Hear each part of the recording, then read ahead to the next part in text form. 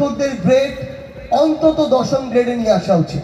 একজন সন্তানকে পড়াশোনা করানোর যে খরচ, একটা জেনারেশন, পুরো একটা এলাকা না, পুরো একটা দেশকে প্রভাবিত করে। একটা সরকারি চাকুরি, তাকে এই দিকে আগ্রহটা তার তৈরি করছে, কিন্তু গ্রেড দেওয়া হচ্ছে 13 গ্রেড।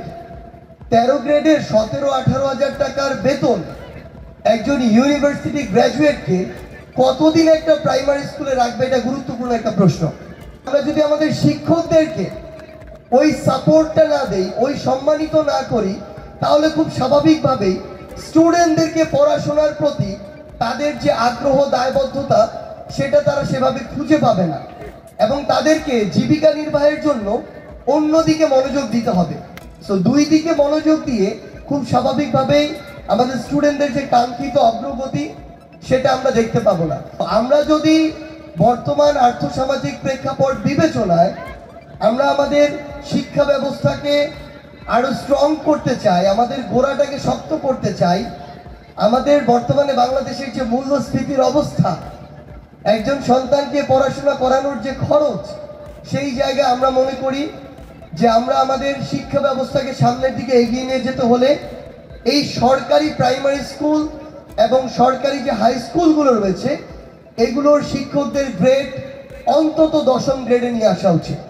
একটা জেনারেশন, পুরো একটা এলাকা না, পুরো একটা দেশকে প্রভাবিত করে, যে কোনোভাবে হোক, সরকারের জায়গা থেকে হোক, কিংবা প্রশাসনের জায়গা থেকে, কিংবা রাজনৈতিক ব্যক্তিত্ব যারা রয়েছেন তাদের জায়গা থেকে যেভাবে সহযোগিতা করা যায় আমরা করব। আর পরিশেষে শুধু একটি কথাই বলি, যখন আমাদের এই শিক্ষা ক্ষেত্র আসবে, যখন আমার একটা শিক্ষা প্রতিষ্ঠান আসবে, যখন আমার আগামী প্রজন্মের স্বার্থের কথা আসবে, তখন যেন ব্যক্তি, গোষ্ঠী, দল এই স্বার্থগুলো না আসে, এগুলো যেন প্রাধান্য না পায়। এখানে আজকে যারা 1000 জন সাপোজ আছে, তারা হয়তো আজকে থেকে 20 বছর পরে বাংলাদেশের গুরুত্বপূর্ণ 1000 সেক্টরে কাজ করবে।